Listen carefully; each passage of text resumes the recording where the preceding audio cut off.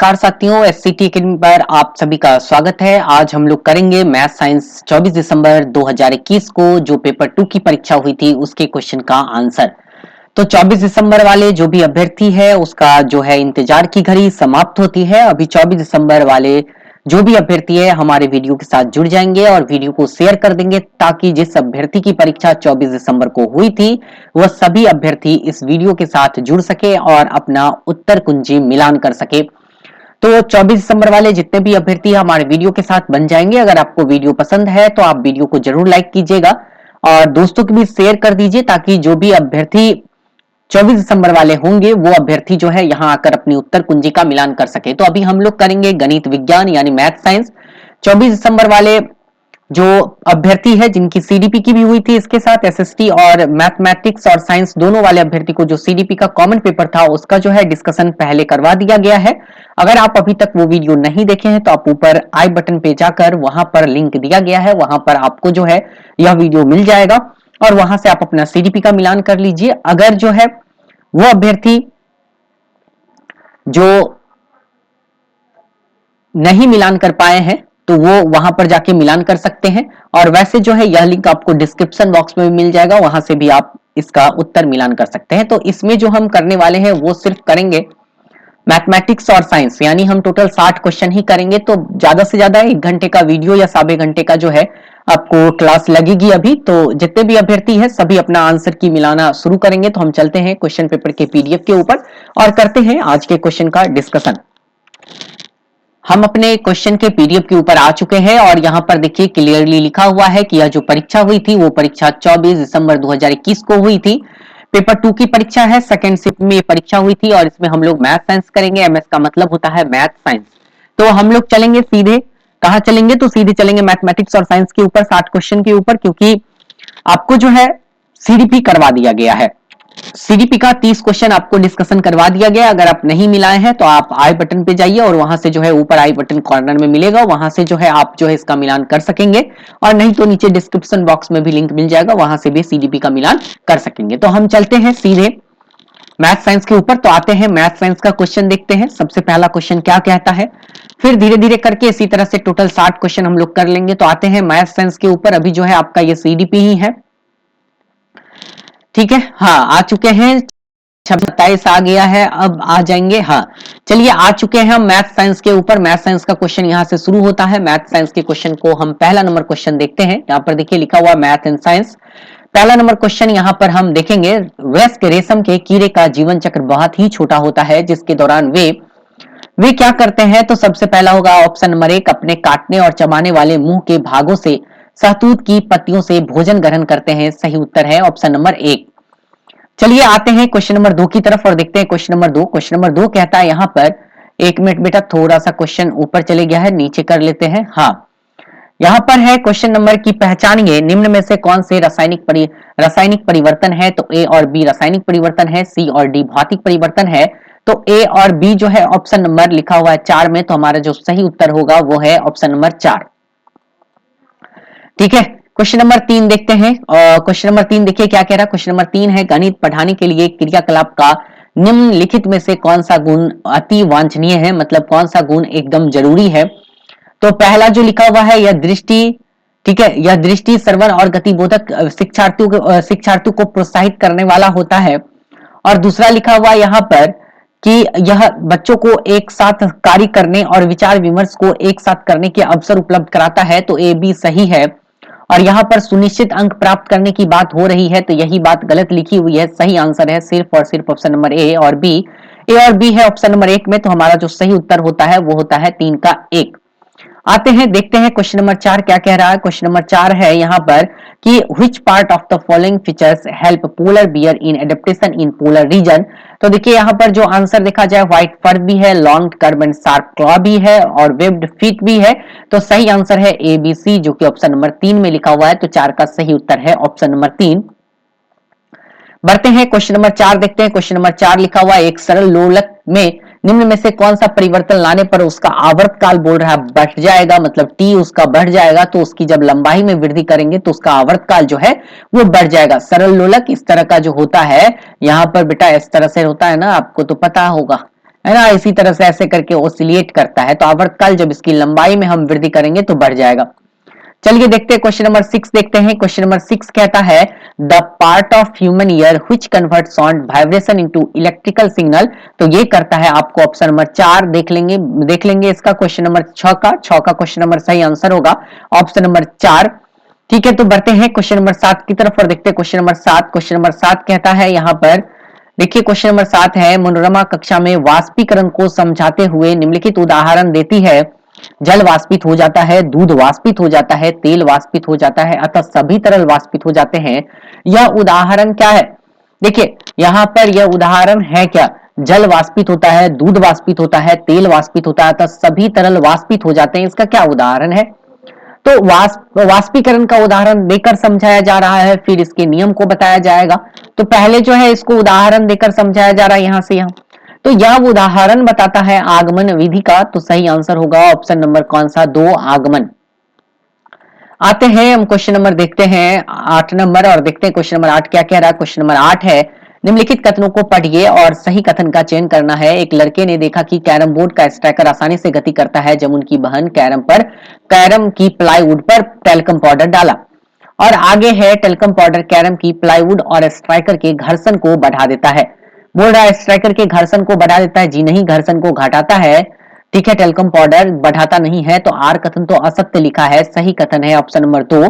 Talcum powder जैसे ही डालते हैं तो घर्षण कम होता है और घर्षण कम होगा तो जो स्ट्राइकर है वो और तेजी से भागेगा, घर्षण ज्यादा होगा तो स्ट्राइकर रुकेगा। तो सही आंसर होगा ऑप्शन नंबर सिर्फ 2। चलिए बढ़ते हैं क्वेश्चन नंबर देखते हैं 9 नंबर। क्वेश्चन नंबर 9 देखिए क्या कह रहा है। क्वेश्चन नंबर 9 कह रहा है बेटा यहाँ पर कि श्रीमान जॉन ने गणित की कक्षा में प्रश्न पूछा 3/14 और 1/2 के बीच 4 प्रमेय संख्या ज्ञात कीजिए। यह किसका उदाहरण होगा? तो ये खुले सिरे वाला प्रश्न है, क्योंकि 3/4 से 3/14 और 1/2 के बीच अनंत प्रमेय संख्या होती है, इन्फिनिटी नंबर ऑफ जो है रेशनल नंबर होते हैं। सही आंसर होगा ऑप्शन नंबर 1। अभी जो बेटा हम डिस्कशन कर रहे हैं वो कर रहे हैं 24 दिसंबर वाला, इसका सीडीपी हो चुका है। मैथ साइंस का डिस्कशन शुरू है। जो अभ्यर्थी 24 दिसंबर वाले हैं अपना आंसर जो है मिलान करेंगे। चैनल पर नए हैं तो निश्चित सब्सक्राइब करेंगे, क्योंकि यहाँ पर आपको मिलेगा हर एक परीक्षा, जितने भी शैक्षिक गतिविधि से संबंधित परीक्षा होती है, चाहे वो बिहार टेट हो, चाहे वो यूपी टेट हो, चाहे वो रीट हो, एमपी हरियाणा, हर एक टेट का जितने भी, चाहे केवीएस हो, एनवीएस हो, सारी तमाम जानकारी आपको इस चैनल के माध्यम से दी जाएगी, अपडेट की जाएगी। तो आप चैनल को सब्सक्राइब निश्चित तौर पर करेंगे। आते हैं क्वेश्चन नंबर 10 देखते हैं। क्वेश्चन नंबर 10 देखिए क्या कह रहा है। Minerals are important components of water, which of the following water purification process led to heavy loss of minerals. तो इसका होता है रिवर्स आरओ वाला रिवर्स ऑस्मोसिस। सही आंसर है 10 का ऑप्शन नंबर 2। ठीक है, क्लियर हो गया क्वेश्चन नंबर 10 ऑप्शन नंबर 2। इसे 1 मिनट बेटा। ठीक है, तो इसका सही उत्तर हो गया ऑप्शन नंबर 2। चलिए बढ़ते हैं क्वेश्चन नंबर 11 देखते हैं। क्वेश्चन नंबर 11 क्या कहता है। क्वेश्चन नंबर 11 है, राष्ट्रीय पाठचर्या की रूपरेखा 2005 के अनुसार स्कूल गणित एक ऐसी स्थिति में होना चाहिए जहां 1 नंबर तो सही है ही, और संबंधों संरचनाओं को अमूर्तता द्वारा समझे, यह बात तो गलत है।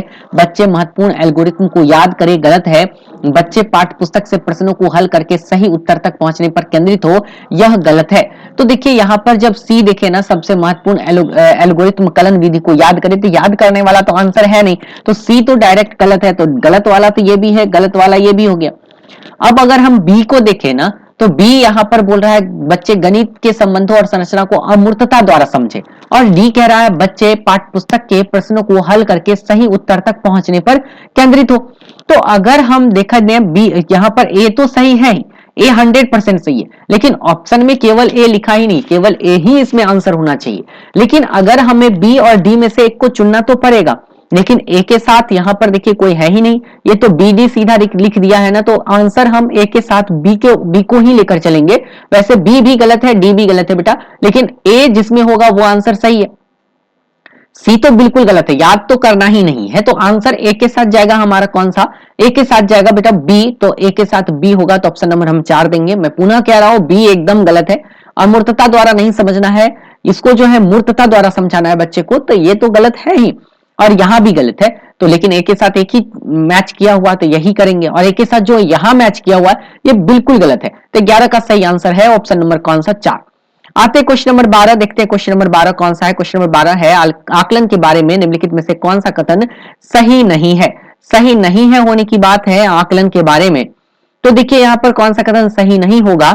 तो जहां पर हम बच्चों की तुलना करेंगे, मानदंड संदर्भित आकलन छात्रों की निपुणता अधिगम का मूल्यांकन एक मापदंड के आधार पर करता है। मापदंड संदर्भित आकलन नैदानिक परीक्षण और उपचारात्मक शिक्षण के लिए उपयोगी है, ये तो उत्तर नहीं होगा। मानक संदर्भित आकलन नैदानिक परीक्षण और उपचारात्मक शिक्षण में उपयोगी है, यह भी नहीं होगा। मानक संदर्भित आकलन हमें बताता है कि एक छात्रा अपने प्रदर्शन में अन्य छात्रों की तुलना में कहां खड़ी है, तो तुलना हम नहीं करते हैं, इसलिए यह कथन क्या है, गलत है। तो पूछ भी रहा है यहां पर वही कि निम्न में से कौन सा कथन गलत है, तो गलत वाला कथन बेटा मिल गया ऑप्शन नंबर 4, तो हम टिक करेंगे ऑप्शन नंबर 4 को। देखते हैं क्वेश्चन नंबर 13 करते हैं। क्वेश्चन नंबर 13, क्वेश्चन नंबर 13 है एकदम जो भी आपको अभी सवाल का हल बताया जा रहा है ना, वो 99.99% सही है। ऐसा नहीं कि ऑफिशियल आंसर की से आपका नंबर 10-15 नंबर आगे पीछे होगा, बहुत होगा, 3-4 नंबर आगे पीछे हो सकता है, क्योंकि ऑफिशियल आंसर की कभी कभी कुछ अपने तरफ से लॉजिक लगाकर भी उत्तर को देते हैं, तो पैडागोजी में उत्तर चेंज होने की संभावना बन जाती है, लेकिन फैक्चुअल क्वेश्चन में ऐसा नहीं होता है। जहां जोड़ करना है वो तो जोड़ ही होगा, वो घटाव करके तो उत्तर देंगे नहीं ना। ठीक है, तो अभी जो हम कर रहे हैं वो कर रहे हैं 24 दिसंबर वाला, तो 24 दिसंबर वाले अभ्यर्थी जुड़े रहेंगे, वीडियो को शेयर करते रहेंगे ताकि जो है सभी अभ्यर्थी यहां उत्तर मिलान कर सके। ठीक है, तो चलते हैं क्वेश्चन नंबर 13 की तरफ। क्वेश्चन नंबर 13 है, हाल ही में एनसीईआरटी की पाठ्य पुस्तकों में हमने अनुभव किया कि उनमें ऐसे विभिन्न प्रसंग हैं जिनमें बच्चे गणितीय समस्याओं पर वार्तालाप कर रहे हैं। इस प्रकार के किस्सों को जोड़ा गया है। पाठ्य पुस्तक द्वारा लैंगिक समानता को वर्णित करने के लिए, पाठ को मनोरंजन बनाने के लिए, पाठ्य पुस्तकों को परिहास तो होगा नहीं, गणित को संदर्भात्मक बनाने और बच्चों को दैनिक जीवन का भाग बनाने के लिए सही आंसर है ऑप्शन नंबर कौन सा, 4। चलिए देखते हैं क्वेश्चन नंबर हम देख रहे हैं 14, करते हैं क्वेश्चन नंबर 14।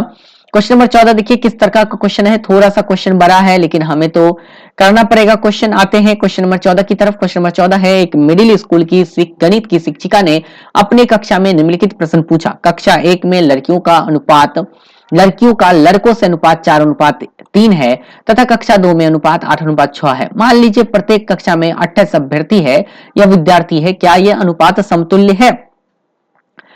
उसे दो छात्रों निम्नलिखित प्रतिक्रिया मिलती है। देखिए एक छात्र से यहाँ पर छात्र एक प्रतिक्रिया देता है बॉय बॉय बॉय ऐसे करके, और 8:6 यहाँ पर इस तरह से बराबर किया, और दूसरा छात्र इस तरीके से बराबर किया। शिक्षिका को चाहिए कि वाह, ठीक है, क्या चाहिए? देखिए यहाँ पर छात्र एक को 0 अंक दे। छात्र एक को 0 अंक देने की कोई बात ही नहीं है, क्योंकि यहाँ पर भी 4 लड़के पर 4 लड़कियां पर 3 बॉयज दिया, और यहाँ भी ऐसे करके बांट दिया, और यहाँ भी 4 पर 3 बॉयज दिया है, तो 0 अंक तो नहीं देना है, ये तो कथन गलत है। आगे देखते हैं, दोनों छात्र को पूर्ण अंक दे लेकिन छात्र एक को सलाह दे कि लिखित परीक्षा में इस विधि का उपयोग न करे, ये बात तो गलत है। दोनों छात्र को पूर्ण अंक दे क्योंकि छात्र एक भविष्य में उपयोग के लिए छात्र 2 के साथ औपचारिक रणनीति पर चर्चा करने के लिए। और आगे देखते हैं, दोनों छात्रों को पूर्ण अंक दे क्योंकि दोनों ही समस्या को हल करने के लिए अलग अलग परंतु सही तरीके हैं। देखिए अगर हम 3 में देखें ना, तो यहाँ पर लिखा है लेकिन छात्र 1 को भविष्य में उपयोग के लिए छात्र 2 के साथ औपचारिक रणनीति पर चर्चा के लिए कहें, भविष्य में उपयोगी के लिए ऐसा कोई बात नहीं है। ये सही आंसर होगा ऑप्शन नंबर कौन सा, 4। दोनों छात्रों को पूर्ण अंक देना है क्योंकि दोनों ही समस्या को हल करने के लिए अलग अलग परंतु सही तरीके अपनाए हैं। क्वेश्चन नंबर 15 देखते हैं। अभी जो गणित विज्ञान का कर रहे हैं बेटा, गणित विज्ञान चल रहा है। निम्नलिखित में से किसके बीच में अभिक्रिया में हाइड्रोजन गैस जो है उत्सर्जन नहीं होगा? तो अगर हम मैग्नीशियम और तनु हाइड्रोलिक अम्ल को जब प्रतिक्रिया करेंगे तो यहां पर हमारे साथ जो है हाइड्रोजन गैस निकलेगा, तो ये आंसर है नहीं, ये आंसर है नहीं, ये आंसर है नहीं, तो जिसके साथ नहीं निकलेगा वो है ऑप्शन नंबर बी और सी।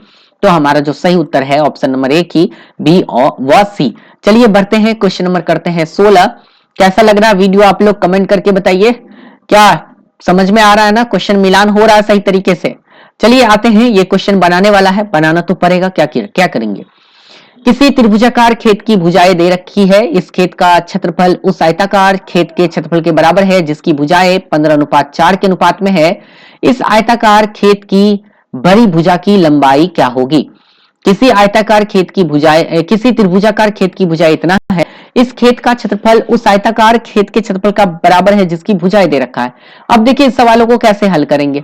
यहाँ पर सवालों को हल करने का तरीका क्या होगा, पहले तो हमको एक बनाना पड़ेगा त्रिभुज। चलिए हम बना लेते हैं यहाँ पर त्रिभुज। चलिए हमारा त्रिभुज का निर्माण हो चुका है। अब यहाँ पर एक भुजा है 32 तो लिख देते हैं यहाँ पर 32, एक भुजा है 60 तो लिख देते हैं 60, एक भुजा है 68 तो लिख देते हैं 68। इसका जो है हमें पहले एरिया निकालना पड़ेगा। अब आप सोच रहे होंगे एरिया कैसे निकाले, तो एरिया निकलेगा बेटा हेरोन्स फार्मूला पर। तो हेरोन्स फार्मूला पर पहले तो हम तीनों को जोड़कर कितना से भाग देते हैं, 2 से भाग देते हैं। तो पहले हम तीनों को जोड़ेंगे, तो जोड़ेंगे यहां पर, तो 8 2 कितना होगा 10, और उसके बाद 6 4 10 और 10 6 कितना 16, और भाग देंगे कितना से 2 से, तो हमारे पास कितना आएगा 80।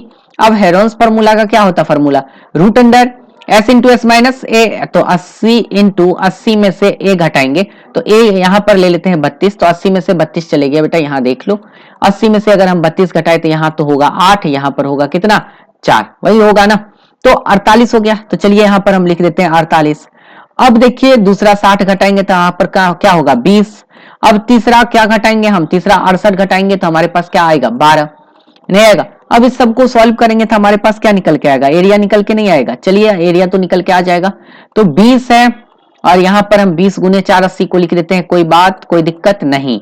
और ये 48 को क्या लिख देते हैं, 48 को लिख देते हैं 12 और गुने 2, कोई दिक्कत या दिक्कत है, कोई दिक्कत नहीं, 12 चौक 48, 4 लिख दीजिए ना, ये ज्यादा बेटर है। और 20 जो है उसको 20 में रहने देते हैं, और जो 12 है उसको 12 में ही रहने देते हैं। बाकी आपको जैसे तोड़ना वैसे तोड़ लीजिएगा, ये मेरा अपना तरीका तोड़ने का। 80 को हम 20 गुने 4 लिख दिए, 48 को 12 गुने 4 लिख दिए, 20 को 20 रखिए, 12 को 12। 20 एक बार यहाँ है, एक बार यहाँ है, एक बार 20 बाहर निकलेगा, उसके बाद एक बार 4 यहाँ है, एक बार 4 यहाँ है, एक बार 4 बाहर निकलेगा, एक बार 12 यहाँ है, एक बार 12 यहाँ है, तो एक बार 12 यहाँ निकल गया। अब इस दोनों को गुना करेंगे तो यहां पर हो गया 80 गुने 12, नहीं होगा गुने 12। अब 12 और 80 को गुना करेंगे कितना आ जाएगा 960। अब देखिए हमारे पास तो एरिया निकल गया। अब यहां पर क्वेश्चन में क्या है बेटा, क्वेश्चन में है एक आयताकार क्षेत्र है, और इस आयताकार क्षेत्र का अनुपात दे रखा है 15:4। तो इसका मतलब क्या हुआ, ये 15x मान लिए, इसको क्या मान लेते हैं 4x मान लेते हैं। अब एरिया क्या होता है, एरिया होता है 15 गुने 4, और 2 बार x है तो एक बार x स्क्वायर हो गया, और यहां पर लिखेंगे कितना 80 गुने 12, या जो भी आपको लिखना है आप वो लिख लीजिए, कोई दिक्कत नहीं है। अब देखिए यहां पर जैसे ही आप लिखेंगे 80 गुने 12 और नीचे करेंगे आप 15 और गुने का 4, तो काटिए यहां पर 4 तिया कितना 12 और 3 5 कितना 15, और यहां से काटेंगे तो 5 इकाई 5 और 3 0 5 30। एक्स का वैल्यू कितना, एक्स का वैल्यू 4, क्योंकि ये एक्स स्क्वायर है, और एक्स का वैल्यू 4 हो गया, 15 चौका 60। तो बड़ी भुजा की लंबाई कितनी, बड़ी भुजा की लंबाई हो गया बेटा 15 चौका 60, और सही उत्तर हो गया ऑप्शन नंबर 2। हो गया क्लियर, कोई दिक्कत नहीं ना। चलिए अब आपको समझ में आ चुका है कि किस तरह से हम प्रॉब्लम को सॉल्व करेंगे, हो गया ना क्लियर। चलिए बढ़ते हैं क्वेश्चन नंबर 17 की तरफ। चलिए आते हैं क्वेश्चन नंबर हम देखते हैं 17। चलिए क्वेश्चन नंबर 17 आ चुके हैं हम लोग। देखिए क्वेश्चन नंबर 17 क्या कह रहा है। क्वेश्चन नंबर 17 है यहां पर कि 3/4 x माइनस 5/4 y का होल स्क्वायर माइनस यहां पर, तो यहां पर ये वाला फॉर्मूला लगा दीजिए आप, a प्लस बी, और सॉरी a प्लस बी वाला नहीं, यहां पर ये लगा लीजिए, इसको मान लीजिए a और इसको मान लीजिए b, तो a square minus B square वाला फॉर्मूला यहां लगेगा। तो a square minus B square क्या होता है, a प्लस बी, तो यहां पर हम क्या लिख सकते हैं, यहां पर लिख सकते हैं 3/4 a प्लस का b है ना a, तो इसको तो हम पूरा लिखेंगे यहां पर 5/6, और y प्लस का साइन देंगे यहां पर तो 3/4x, और फिर प्लस का साइन देंगे 5/6y। ठीक है, a प्लस बी हमने लिख दिया। अब हमको लिखना है a minus B, a plus B into a minus B, तो a माइनस बी में फिर वही वाला बात है 3/4x, और उसके बाद माइनस क्या लिखेंगे 5/6y लिखेंगे, माइनस करेंगे तो इसका चिन्ह हमारे माइनस में हो जाएगा 3/4x हो जाएगा, और फिर माइनस करेंगे तो यहां पर भी 5/6 क्या हो जाएगा y हो जाएगा। अब देखिए यहां पर अगर देखा जाए ना तो ये और ये कैंसिल, और यहां पर देखा जाए तो ये और ये कैंसिल, ये दोनों क्या होगा यहां पर आके जुड़ेगा। अब देखिए यहां पर हम प्रॉब्लम को हल करते हैं, इस जगह पर जोड़ते हैं 3/4x प्लस 3/4x, तो कितना होगा 6/4x, वही ना होगा बेटा 6/4x, और यहां पर मल्टीप्लाई होगा 5/6x, और यहां पर माइनस 5/6x, दोनों हो जाएगा माइनस में, तो क्या हो जाएगा 10/6 y है बेटा, y लिखेंगे यहां y। तो अब ये 6 से ये 6 कैंसिल, ऊपर हो जाएगा 5, नीचे हो जाएगा 2, और जब क्या लगा रहेगा माइनस लगा रहेगा, और x के जगह x और y के जगह y, तो हमारे पास जो उत्तर निकल के आएगा बेटा यहां पर निकल के आएगा 5/2xy, जो कि माइनस में होगा, और जो कि ऑप्शन नंबर किस में है 2 में है। तो 17 का जो सही उत्तर है वो कौन सा हो गया ऑप्शन नंबर 2। आगे बढ़ते हैं क्वेश्चन नंबर 18 की तरफ और देखते हैं क्वेश्चन नंबर 18 क्या कह रहा है। क्वेश्चन नंबर 18 कह रहा है यहाँ पर कि एक लड़का सड़क पर जा रहा था, जब अचानक बादलों में गड़गड़ाहट हुई तो वह अपने बिजली गिरने के बचाव करने के लिए क्या करना चाहिए। समीप के किसी जलाशय में उतरना चाहिए, गलत बात है। चलते रहना चाहिए तो गलत है। पेड़ के नीचे खड़ा होना चाहिए, गलत है। धरती के नीचे उकड़ू बैठना चाहिए, सही आंसर है ऑप्शन नंबर कौन सा, 4। 18 का उत्तर है ऑप्शन नंबर 4। बढ़ते हैं क्वेश्चन नंबर हम 19 की तरफ, देखते हैं क्वेश्चन नंबर 19। क्वेश्चन नंबर 19 है यहाँ पर कि निम्नलिखित में से कौन सा कथन सामान्य रूप से अधातुओं के लिए क्या है, सत्य है। अधातुओं के लिए सत्य है तो ये असत्य है, ये वायु के साथ अभिक्रिया नहीं करते हैं, यही कथन क्या है, सत्य है। ये नहीं करता, जल के साथ अभिक्रिया नहीं करते हैं, यह कथन असत्य है। करता है, अम्ल से भी करता है। पीटे जाने पर ये ध्वनि उत्पन्न करते हैं, ये बात असत्य है। यह भी असत्य है, यह भी असत्य है। ये वायु के साथ अभिक्रिया नहीं करते हैं, यही बात क्या है, क्या है, सत्य है। चलते हैं, देखते हैं क्वेश्चन नंबर 20, करते हैं क्वेश्चन नंबर 20। क्वेश्चन नंबर 20 देखिए क्या कह रहा है। क्वेश्चन नंबर 20 है यहाँ पर, विज्ञान के शिक्षण अधिगम के संदर्भ में निम्न में से कौन सा कथन सत्य है। यहाँ पर भी सत्य कथन को चुनना है। ग्रामीण पृष्ठभूमि के छात्रों के लिए शिक्षकों को कम अपेक्षाएं तय करनी चाहिए, कथन तो असत्य है। विविध पृष्ठभूमि के लोगों के विचारों से विज्ञान को लाभ होता है। आगे देखते हैं, विज्ञान कुछ चुनिंदा लोगों के लिए गलत है। लड़कियों की तुलना में लड़के सहज तौर पर विज्ञान में बेहतर होते हैं, यह भी बात गलत है। सही आंसर होगा ऑप्शन नंबर 2। आइए क्वेश्चन नंबर देखते हैं 21। क्वेश्चन नंबर 21 जो है यहाँ पर एक व्यंजक दिया गया है, इस व्यंजक को आपको करना पड़ेगा हल। तो आप कैसे करेंगे हल, तो यहाँ पर तो आपको हल करना है। चलिए हमको निकालना पड़ेगा गुणनखंड। यहाँ पर हम पहले इसका गुणनखंड करते हैं, किसका, इसका। तो पहले हम यहाँ पर इसका कर लेते हैं गुणनखंड, एक्स स्क्वायर माइनस का 2x माइनस का 15। तो अगर हम इसका गुणनखंड करेंगे तो हमारे पास होगा एक्स स्क्वायर माइनस का क्या लिखेंगे यहाँ पर 5x और प्लस का क्या लिखेंगे हम यहाँ पर 3x और माइनस का क्या लिखेंगे हम यहाँ पर 15। ठीक है, क्लियर। अब x कॉमन लेंगे तो हमारे पास क्या होगा, x और माइनस का कितना हो जाएगा 5, और फिर हम यहां से कॉमन कितना लेंगे, यहां पर हम कॉमन लेंगे बेटा प्लस का कितना ले ले कॉमन 3। तो हमारे पास जो बचेगा इसमें x माइनस का कितना बचेगा 5 बचेगा। तो हम यहां पर देखेंगे तो हमारे पास आएगा x प्लस का 3 और फिर एक ब्रैकेट में क्या आ जाएगा x माइनस का 5। हो गया क्लियर। अब चलिए यहां पर अगला गुणनखंड करेंगे, यहां पर इसका। तो इसका गुणनखंड करेंगे तो यहां पर हमें क्या लिखना पड़ेगा एक्स स्क्वायर, और फिर हमको क्या लिखना पड़ेगा, यहां पर हमको लिखना पड़ेगा प्लस का 5x और माइनस का क्या लिखना होगा x और फिर क्या लिखना होगा माइनस का 5। कॉमन लेंगे x तो हमारे पास बच जाएगा यहाँ पर x और प्लस का कितना 5 और माइनस का 1 कॉमन लेंगे बेटा यहाँ पर, तो हमारे पास बच जाएगा x और प्लस का कितना 5। अब इस तरह से अगर हम देखा जाए तो यहां पर भी हमारे पास क्या आ जाएगा x प्लस का 5 और एक क्या आ जाएगा x माइनस का 1। हो गया क्लियर। चलिए नीचे में हम लिखेंगे बट्टा करके और इसको अब हल करेंगे। इसको हल करेंगे तो हमारे पास होगा एक्स स्क्वायर प्लस का 5x प्लस का 3x और प्लस का कितना बेटा 15। जब इसको आप सॉल्व करेंगे ना तो हमारे पास जो निकल के आएगा वो निकल के आएगा x प्लस का 5 और एक ब्रैकेट में निकल के आएगा x प्लस का 3। अब ये हमारे पास निकल के आया। अब x प्लस का 5 x प्लस का 3 यहाँ पर मिल रहा है, x प्लस का 5 x प्लस का 3 कैंसिल हो गया, ऊपर में बच गया हमारे पास x माइनस का 5 और एक ब्रैकेट में बच गया बेटा वो बच गया x माइनस का 1। अब इसको कैसे सॉल्व करेंगे, इसको सॉल्व करेंगे आपस में मल्टीप्लाई करके, तो हमारे पास यहाँ हो जाएगा एक्स स्क्वायर, फिर कितना हो जाएगा इससे, अब हम इसको मल्टीप्लाई कर दिए, इससे इसको मल्टीप्लाई करेंगे तो प्लस नहीं होगा बेटा, यहाँ पर होगा माइनस ही, तो माइनस का कितना लिखेंगे x और फिर क्या लिखेंगे माइनस का 5x और प्लस का कितना लिख देंगे हम 5 लिख देंगे।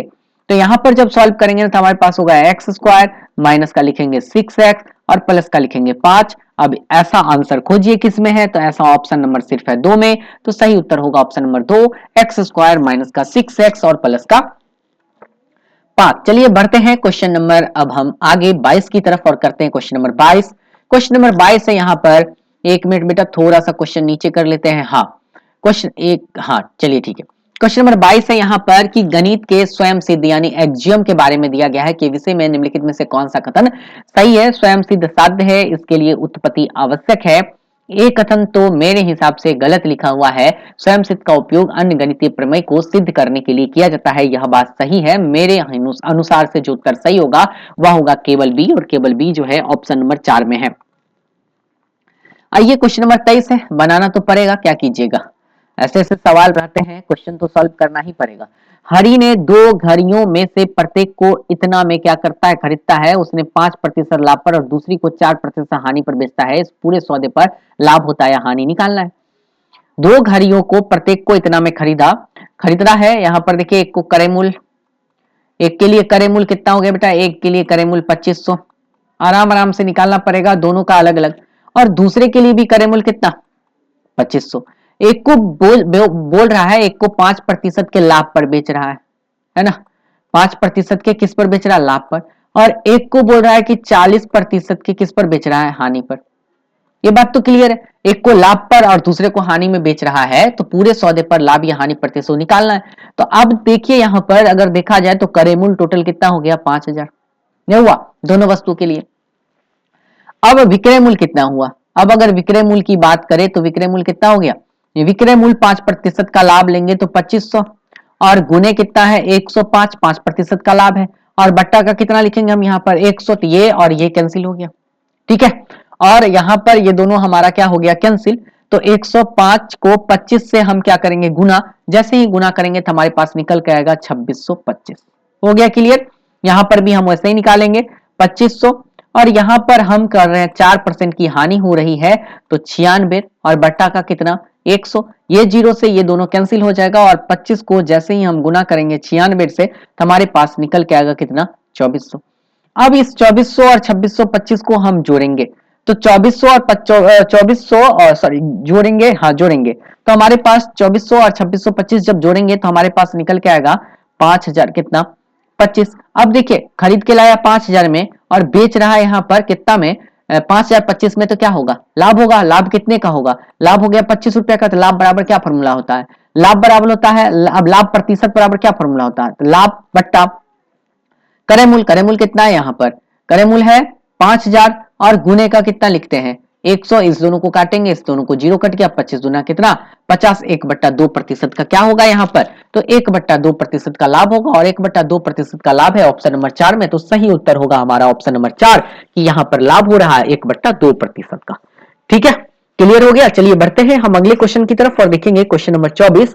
क्वेश्चन नंबर 24 देखिए क्या कह रहा, फिर हम करते हैं उसके बाद आगे भी प्रॉब्लम को सॉल्व। आते हैं क्वेश्चन नंबर 24 की तरफ। यहां भी बनाने वाला सवाल आ गया, लेकिन वो थोड़ा सा आसान है पहले की अपेक्षा, क्योंकि सब कुछ लिखा हुआ है।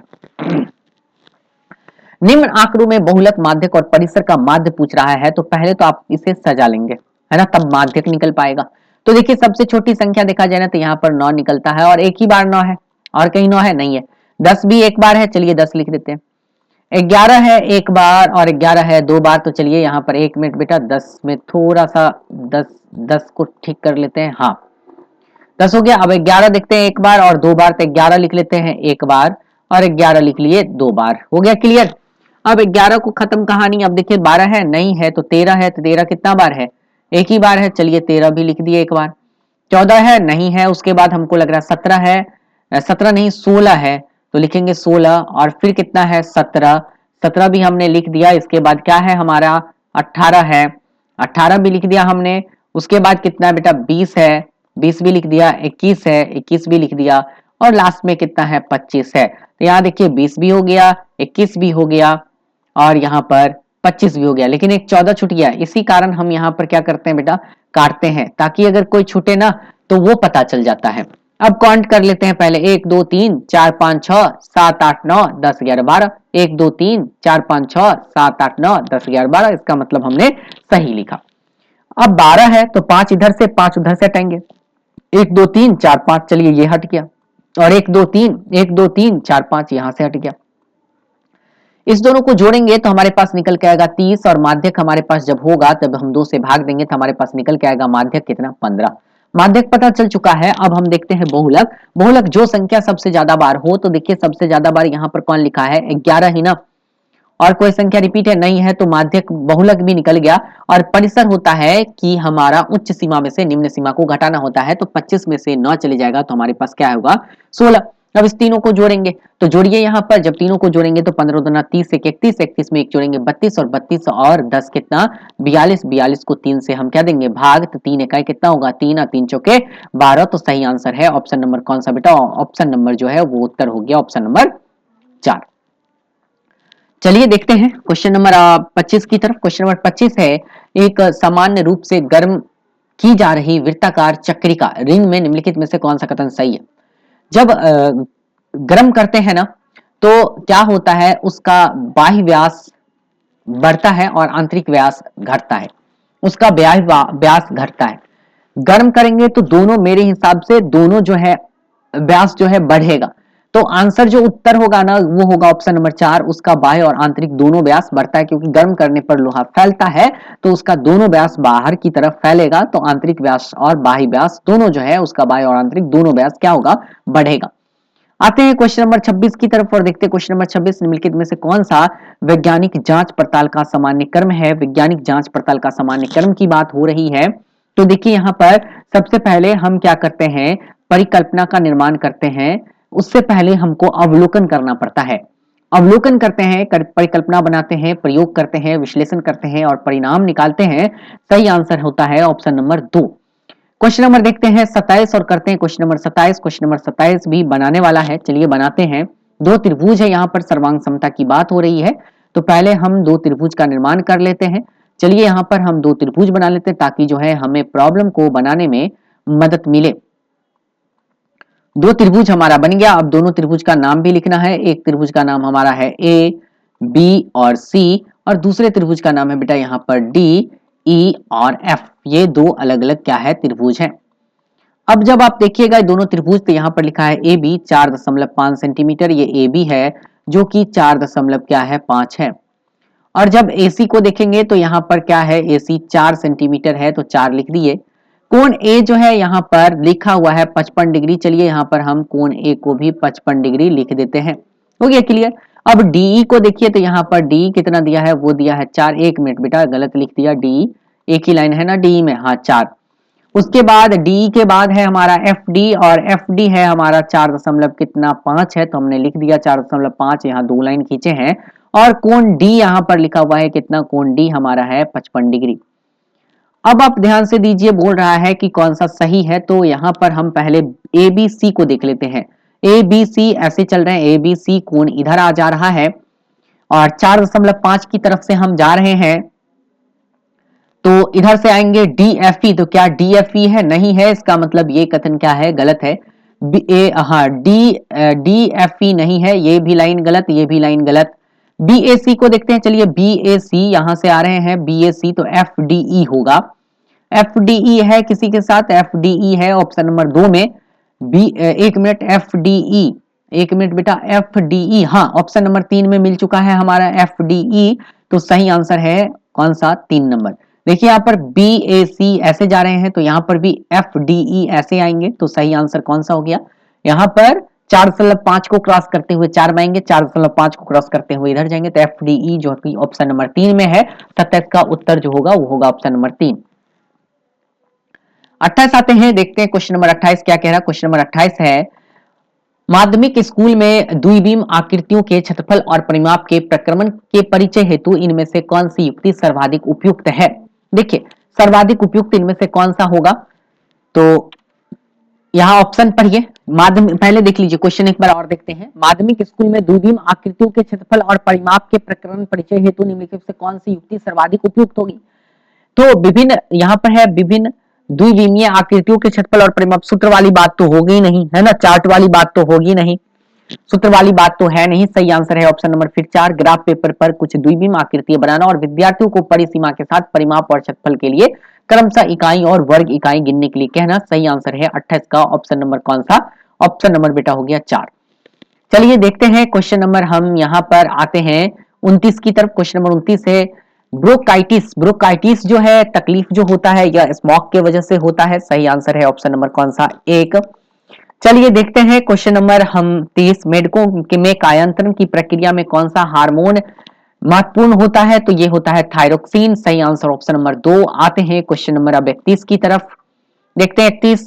अभिकरण लिखा हुआ है यहाँ पर कि जुगाली करने वाले पशुओं के प्रथम अमाशय और उंडुक में जीवाणु होते हैं जो पाचन में सहायता करता है। एक कथन सही है, प्रथम अमाशय के जीवाणु भोजन का किण्वन करते हैं और मीथेन की उच्च सांद्रता के साथ गैसों उत्सर्जन करते हैं। दोनों सही कथन है, और AR जो है एक सही व्याख्या भी करता है। सही आंसर होगा ऑप्शन नंबर कौन सा, 2।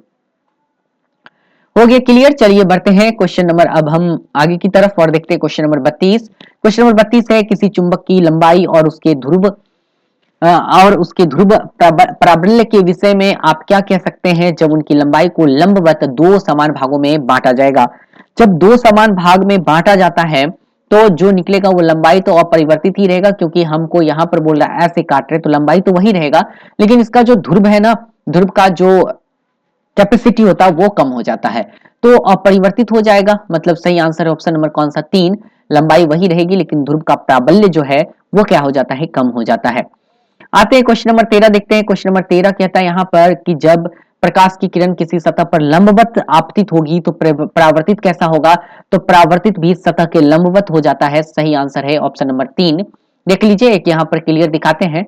ये मान लीजिए मिरर है और इस मिरर पर ऐसे किरण आता है ना, आपतित हो रहा है ना ऐसे किरण, तो हमारा जब किरण ऐसे आ रहा था इसी एक्सिस पे घूमता है, क्योंकि जिस एंगल से किरण आता है उसी एंगल से मूव करता है। ये जैसे ही लंबवत है तो लंबवत ही जाएगा। सही आंसर है ऑप्शन नंबर 3, सतह के लंबवत। क्वेश्चन नंबर देखते हैं 34। क्वेश्चन नंबर 34 है, यहाँ पर बनाने वाला प्रॉब्लम है। किसी समचतुर्भुज का परिमाप दिया है, इसके विकर्ण की लंबाई दे रखी है, तो समचतुर्भुज का क्षेत्रफल निकालना है। तो समचतुर्भुज का क्षेत्रफल निकालने के लिए होता है क्या फॉर्मूला, आप लोग को पता होगा। हम उसी फॉर्मूला पर निकालेंगे, 1/2 गुने एक विकर्ण गुने दूसरी विकर्ण। लेकिन विकर्ण तो हमारे पास है नहीं है तो हम परिमाप के थ्रू भी निकाल सकते हैं। आते हैं करते हैं क्वेश्चन, देखिए कैसे बनाएंगे इस क्वेश्चन को। पहले तो हम समचतुर्भुज की रचना कर लेते हैं, ठीक है बेटा। चलो समचतुर्भुज की रचना हम कर लेते हैं और यहां पर हम समचतुर्भुज बना लिए, ठीक है। एक मिनट, हाँ थोड़ा सा टेढ़ा हो गया बेटा, कोई दिक्कत नहीं है, हो गया तो रहने दिया जाए या मिटा दे। चलिए मिटा देते हैं और करते हैं हम सही प्रकार से रचना कर लेते हैं। हाँ अब टेढ़ा नहीं होने देंगे। चलिए हो गया। तो अब परिमाप है, परिमाप कितना 60, तो 60 है तो इसको 4 से भाग देंगे ना, तो 4 से भाग देंगे तो कितना हो जाएगा, 4 से 4 इकाई 4 और 4 5 से 20, यानी मतलब एक का कितना आ जाएगा 15। एक भुजा कितना हो जाएगा 15, और एक विकर्ण दे रखा है, कितना विकर्ण दे रखा है 24, तो ये कितना हो जाएगा 12। ये क्लियर हो गया। अब आपको एक बात तो क्लियरली पता है बेटा यहाँ पर कि यहाँ पर जो बनता है ना ये वाला, एक मिनट कलर थोड़ा सा बदल लेते हैं ताकि आपको समझने में दिक्कत नहीं हो।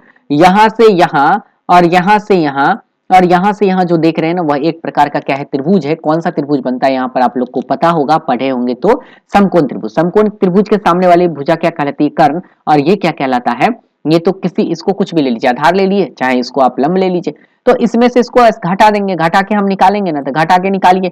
15 15 कितना 225 और 12 कितना 144, दोनों को आपस में घटाएंगे तो हमारे पास कितना आ जाएगा, यहाँ आ जाएगा 9 और यहाँ पर हमारे पास आ जाएगा कितना बेटा 144 घटा रहे हैं ना, हाँ 144 नहीं, सॉरी 9 कैसे, मैंने तो जोड़ दिया ना। एक मिनट, 144 है ना, 9 नहीं होगा।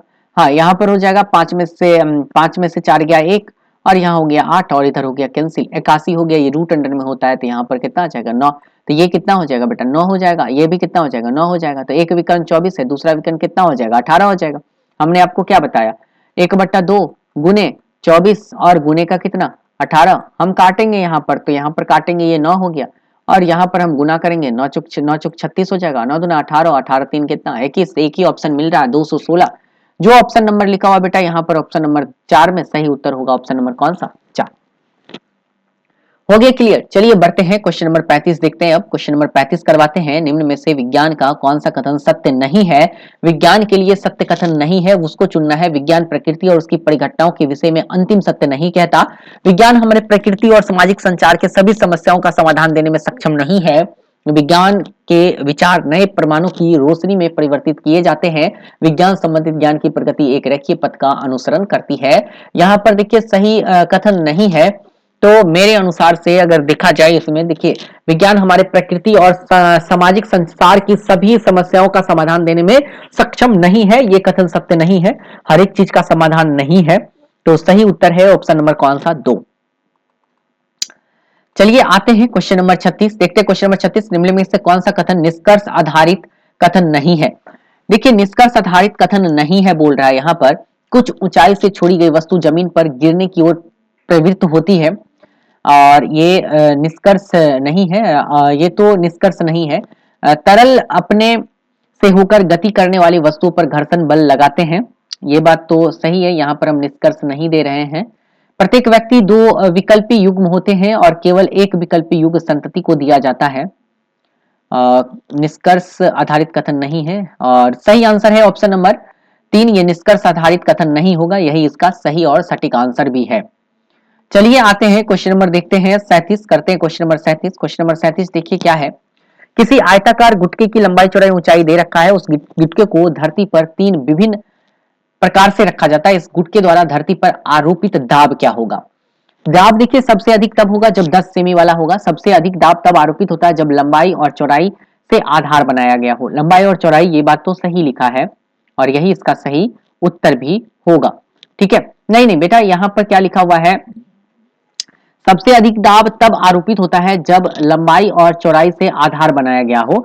सबसे कम होगा इस जगह, सबसे कम तब होगा जब चौड़ाई, सबसे अधिक तब होगा जब चौड़ाई और ऊंचाई से बनाया गया हो। सबसे अधिक चौड़ाई और ऊंचाई से बनाया गया, सही आंसर है ये।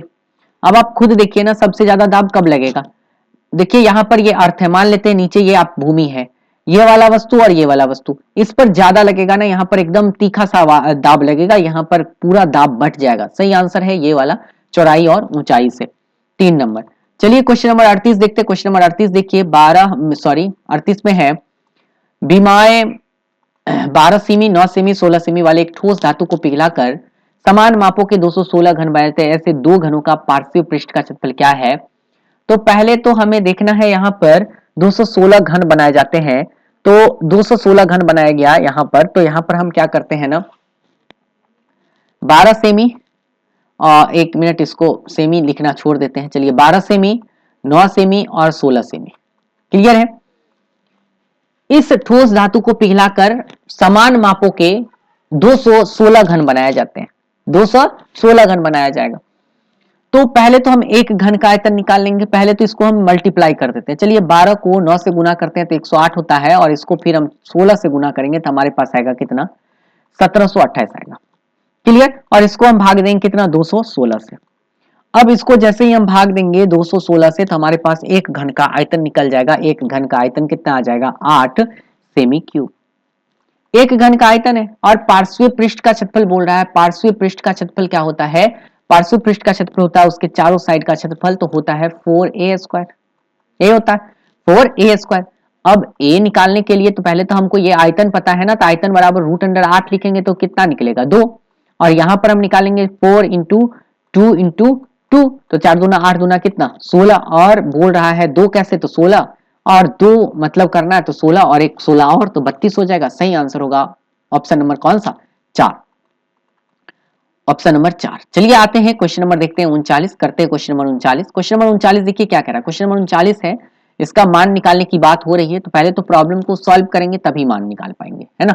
चलिए प्रॉब्लम को सॉल्व करते हैं। यहाँ पर लिखा हुआ है, पहले हम लिख लेते हैं यहाँ पर 2/3, ये माइनस में है, माइनस लगा ही रहेगा, फिर 2/3, और फिर यहाँ पर भी हम लिखेंगे 2/3।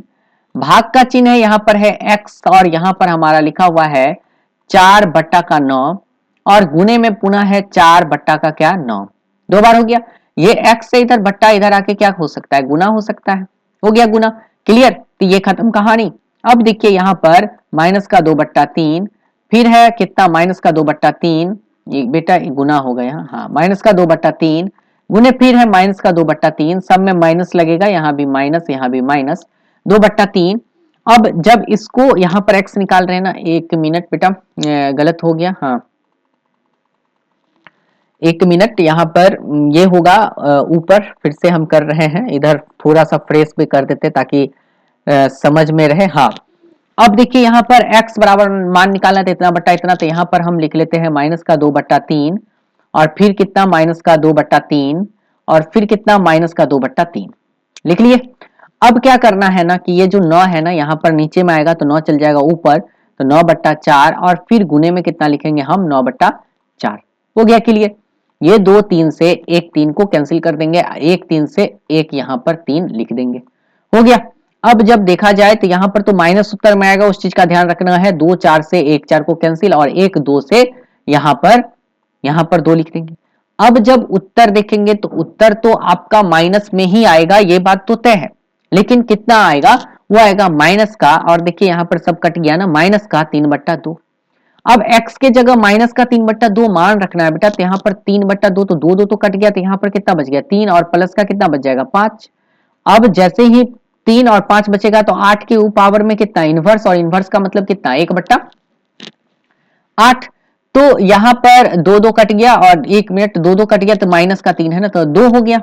यहाँ पर क्या हो जाएगा 2, और 2 का मतलब क्या हुआ इनवर्स का मतलब हुआ 1/2। तो 1/2 किस ऑप्शन में 1/2 यहाँ पर है ऑप्शन नंबर 2 में, तो सही उत्तर कौन सा हो गया 1 मिनट बेटा, सही उत्तर हो गया यहाँ पर ऑप्शन में 2 नंबर ऑप्शन 1/2। तो 39 का सही उत्तर है ऑप्शन नंबर 2 1/2। चलिए आते हैं क्वेश्चन नंबर देखते हैं 40। क्वेश्चन नंबर 40 देखिए, निम्नलिखित में कौन सी समकोण त्रिभुज की भुजाएं हो सकती है। तो यहाँ पर बड़ी भुजाओं का स्क्वायर करना पड़ेगा, अगर वो छोटी भुजाओं के दो छोटी भुजाओं के स्क्वायर के बराबर होगा, योग के बराबर होगा, तो वही इसका सही आंसर है। तो 13 का जो स्क्वायर होता है ना बेटा वो होता है 169, 1 मिनट 1 मिनट ले लेते हैं स्केल, हाँ 1 6 और 9। 12 का स्क्वायर होता है 144 और 7 का स्क्वायर होता है 749। तो ये तो है नहीं, ये बात तो क्लियर है, ठीक है। और नहीं है 13 का स्क्वायर, अगर इस दोनों का हमको स्क्वायर करके जोड़ने के बाद हमको आना चाहिए कितना 13 का स्क्वायर आना चाहिए, नहीं आया। अब इसमें बड़ी भुजा का स्क्वायर करते हैं, तो 6.5 को जब भी हम 6.5 से मल्टीप्लाई करेंगे तो हमारे पास बड़ी भुजा आ जाएगा 42.25। अब देखिए यहाँ पर चचा के 36 और 25 का यहाँ पर 2.25, यहाँ पर 6.25 होगा। अब इसको जब हम करेंगे यहाँ पर जोड़ेंगे तो हमारे पास आ जाएगा 42.25, और एक ही आंसर में है 42 पॉइंट जो कि बराबर हो रहा है जोड़ने के बाद, है ना। तो जोड़ने के बाद बराबर हुआ तो हमारा ऑप्शन नंबर मिल चुका है, कौन सा मिल चुका ऑप्शन नंबर 2, बाकी को चेक करने की जरूरत भी नहीं है। आते हैं क्वेश्चन नंबर 41 देखते हैं। थोड़ा सा क्लास लंबा होता ही है, क्योंकि हम मैथ साइंस करते हैं 60 क्वेश्चन करते हैं तो क्लास लंबा होगा, गणित के सवालों को भी हल करना पड़ता है। और अभी जो हम कर रहे हैं, अभी जो हम आपको क्वेश्चन का डिस्कशन कर रहे हैं वो कर रहे हैं 24 दिसंबर 2021 का। तो थोड़ा सा वीडियो को शेयर कर दीजिएगा, वीडियो पसंद आ रहा तो लाइक निश्चित कर लीजिएगा बेटा, एक बार ठोक दो लाइक, ठोक दो जल्दी से, और दोस्तों के बीच शेयर कर दो ताकि 24 दिसंबर वाले अभ्यर्थी जो है अपना आंसर की मिलान कर सके। हम आपके लिए इतना मेहनत करते हैं, भर भर दिन वीडियो तैयार करके आपको YouTube पर देते हैं ताकि आप जो है जल्द से जल्द आंसर का मिलान कर सके। क्वेश्चन नंबर 41 देखिए, 41 नंबर क्वेश्चन है, शिक्षार्थियों के विज्ञान संबंधी वैकल्पिक अवधारणाओं को पहचान कर पाने में निम्नलिखित में से किसकी संभावना सबसे कम है। नैदानिक प्रश्नोत्तर, जांच सूची, समूह में विचार विमर्श, चित्र जो है इसकी संभावना सबसे कम होती है। सही आंसर होगा 41 का ऑप्शन नंबर 4। आते हैं क्वेश्चन नंबर देखते हैं 42। क्वेश्चन नंबर 42 देखते हैं यहाँ पर, यदि 5607 प्लस एक्स एक पूर्ण वर्ग है तो x का न्यूनतम मान किन दो संख्याओं के बीच में होगा। x का न्यूनतम मान किन दो संख्याओं के बीच में होगा, यह बात आपको निकालना है। अब देखिए यहां पर देखा जाए तो 56 और 07 एक पूर्ण वर्ग है, तो 5607 अगर एक पूर्ण वर्ग है तो इसका मतलब क्या है, वो किसी ना किसी का क्या होगा स्क्वायर होगा। और अगर ये किसी ना किसी का स्क्वायर है तो इसका मतलब आपको थोड़ा सा पता लगाना पड़ेगा कि ये स्क्वायर हो किसका सकता है 5607, है ना। तो यही आपको पता लगाना है यहाँ पर कि 5607 स्क्वायर है किसका। तो जब आप इसको पता लगाएंगे ना तो आपको पता लगेगा ये जो 5607 लिखा है ना, तो ये यहाँ पर देखिए 5600 एक 25 होता है कितना 75 का स्क्वायर, तो यहाँ पर 5607 लिखा है, तो 5607 में कितना जोड़ेंगे तो 5625 हो गया। अब इसमें से देखिए यहाँ पर कितना जोड़े हम 18 जोड़े, और 18 जोड़ेंगे 18 8 7 15, हाँ तो ये 18 जोड़ेंगे तो हमारा जो है यहाँ पर न्यूनतम मान लिखना है x का, तो 18 लिखेंगे तो हमारा एक पूर्ण वर्ग बन जाएगा, क्योंकि 18 और 7 कितना 5625 और वो एक 75 का स्क्वायर होता है। तो ये 18 है किन संख्याओं के बीच में, 16 और 19 के भी बीच में है, और 19 और 22 के भी बीच में है, नहीं है, ये भी नहीं है और ये भी नहीं है। सही उत्तर एक ही बच रहा ऑप्शन नंबर 1, तो हम चलेंगे ऑप्शन नंबर 1 के साथ और उत्तर करेंगे ऑप्शन नंबर 1 को ही टिक आउट। आते हैं आगे बढ़ते हैं, क्वेश्चन नंबर हम देखेंगे 43, करेंगे क्वेश्चन नंबर 43। क्वेश्चन नंबर 43 है, क्वेश्चन नंबर 43 है यहाँ पर कि दो पासों को एक साथ फेंका जाता है, इसके ऊपर प्रकट हुई संख्याओं का योग न्यूनतम न होने की क्या प्रायिकता है। न होने की प्रायिकता के बारे में बोला जा रहा है, पासा फेंका जा रहा है, प्रायिकता न होने की प्रायिकता क्या होगी यह आपको पूछा जाता है। सबसे पहले तो आप यहां पता लगे कि 9 किसका किसका योग है, तो यहां पर 9 होगा किसका किसका 1 और 8 का, तो ऐसा तो पैसा होता नहीं है। 2 और कितना 7 का तो होता नहीं है। पहला होगा 3 और किसका 6 का, 3 और 6 का, और 4 और 5 में भी 9 होता है, इसका भी होता है। 5 4 होगा नहीं, बात तो वही है, 5 4 करेंगे तब भी वही बात, और 6 3 होगा, यही दो संभावना है।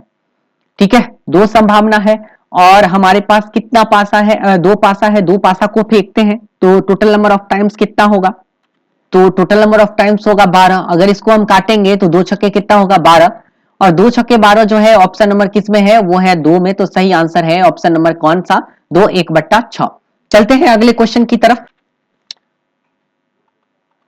क्वेश्चन नंबर 44 देखिए, यहां पर क्वेश्चन नंबर 44 देखिए क्या कह रहा है। क्वेश्चन नंबर 44 है कि 54 डिग्री, x डिग्री, 60 डिग्री और 116 डिग्री एक चतुर्भुज का कोण है, तो इसका माप। तो एक चतुर्भुज का कोण है तो चतुर्भुज के सभी कोणों का योग कितना होता है, 360 डिग्री होता है। तो हम यहां पर क्या करेंगे, पहले तो सबको जोड़ेंगे, 54 को, और किसको जोड़ेंगे, 80 को और 116 को। जब जोड़ेंगे तो आपके पास निकल के आता है 250, और उसको हम घटाएंगे 360 से, तो हमारे पास एक निकल के आ गया कितना बेटा, 110 डिग्री। अब 110 को हम 110 डिग्री, 110 को हम 3 से गुना करते हैं तो कितना हो जाएगा, 330 डिग्री, और इसमें से हम घटाएंगे कितना, 140। तो 330 में से अगर हम 140 को घटा दें तो हमारे पास जो निकल के आता है वो निकल के आता है 190। तो सही आंसर हो गया बेटा ऑप्शन नंबर 4, 190। चलिए बढ़ते हैं, क्वेश्चन नंबर देखते हैं 45। क्वेश्चन नंबर 45 है, विभिन्न घनत्व के 3 द्रव्य पी क्यू आर में कोई वस्तु एक एक करके डाली जाती है। ठीक है, निम्न कथनों को ध्यान में रखते हुए द्रव्यों को उनके घनत्व के आरोही क्रम में लगाना है। द्रव्य पी में वस्तु पूर्णतया डूब जाती है। देखिए इसका घनत्व सबसे कम होगा, पूर्णतया डूब जाता है, इसलिए सबसे कम घनत्व होगा। आरोही क्रम में लगाना है तो सबसे पहले कम वाले को रखेंगे, पी सबसे कम होगा। द्रव क्यू में वस्तु तैरती है और इसके आयतन का 1/4 भाग द्रव के सतह के नीचे रहता है। तो पी के बाद क्यू होगा, क्योंकि ये कम घनत्व वाला है, सबसे ज्यादा घनत्व वाला ये है, क्योंकि यहां पर 1/4 भाग द्रव के सतह के नीचे रहता है, मैक्सिमम भाग ऊपर रहता है, ये ज्यादा, क्यू बाहर होगा, क्यू के बाहर होगा, और 1/2 भाग सतह के नीचे होता है आर में। तो सही आंसर होगा पी। और ये जो आर है, आर जो है क्यू सबसे ज्यादा घनत्व वाला है, पी आर क्यू एकदम सही है, पी आर क्यू सही तरीके से सजाया ही है यहाँ पर, ऑप्शन नंबर जो है वो है 4।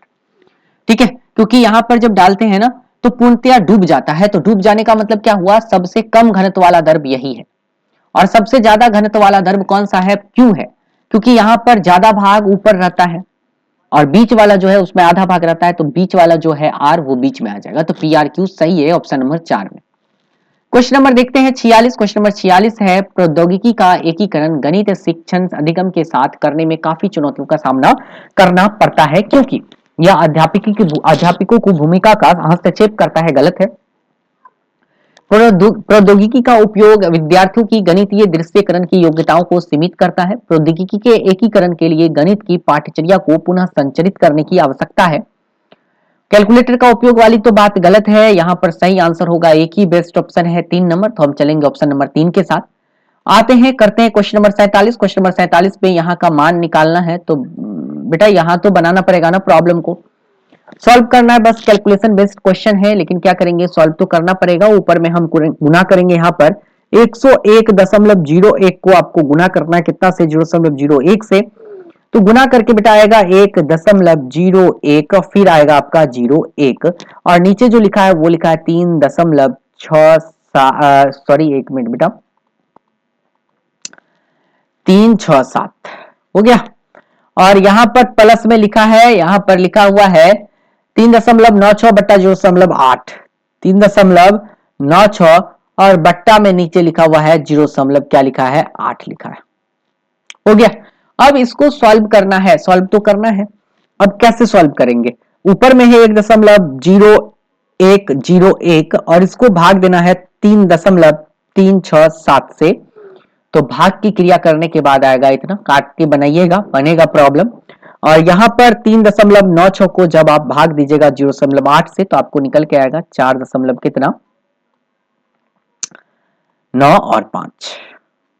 ठीक है, और जब इस प्रॉब्लम को आप सॉल्व करेंगे ना, तो हमारे पास जो निकल के आएगा वो 5 और 9 3 कितना, 12, और यहां पर हो जाएगा 5.25 जो है ऑप्शन नंबर 4 में। आप प्रॉब्लम को हल कीजिएगा सही तरीके से, आपको उत्तर आ जाएगा ऑप्शन नंबर 4।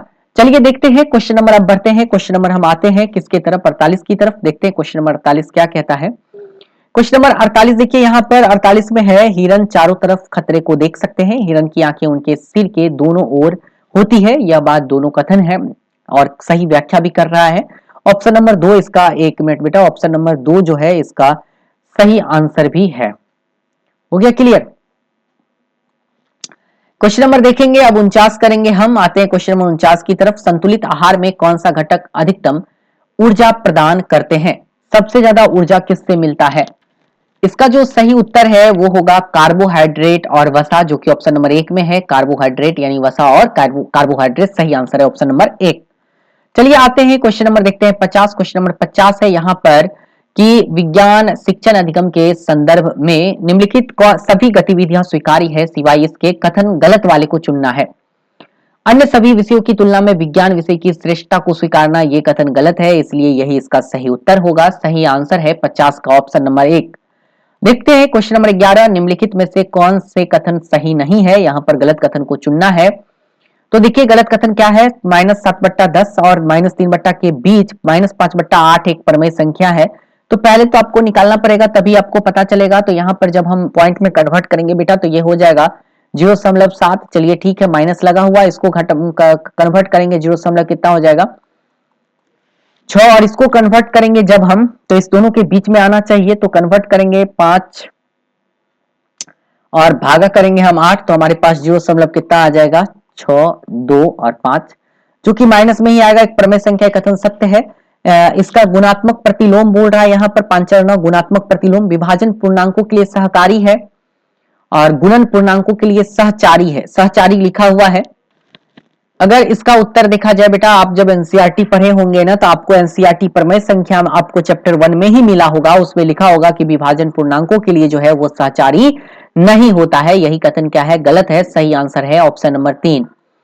आते हैं क्वेश्चन नंबर करेंगे 52। देखते हैं क्वेश्चन नंबर 52। क्वेश्चन नंबर 52 है, हाल में ही शिक्षण और अधिगम में सुधार के लिए प्रत्येक स्कूल को नैदानिक सूचना एवं विकासात्मक प्रतिपुष्टि प्रदान करने के लिए योग्यता दक्षता आधारित मूल्यांकन सफल की शुरुआत की गई। सफल का अर्थ क्या है? अगर आप इसका सफल का अर्थ देखेंगे, उसका होता है structured assessment for analysing learning. सही आंसर है ऑप्शन नंबर 4। एक गलत है, स्ट्रक्चर्ड ही होता है। ठीक है बेटा, चलिए आते हैं क्वेश्चन नंबर हम देखते हैं 53। क्वेश्चन नंबर 53 देखिए, क्वेश्चन नंबर 53 है, इनके अलावा निम्न सभी विज्ञान अधिगम शिक्षण के स्वीकार्य उद्देश्य है।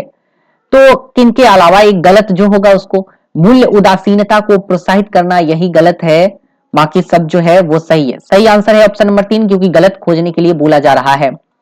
आते हैं क्वेश्चन नंबर देखते हैं हम लोग 54। क्वेश्चन नंबर 54 यहाँ पर बनाने वाला प्रॉब्लम है, एक्स और वाई दो पूरक कोण इस प्रकार है कि इसका अंतर 10 डिग्री के बराबर है।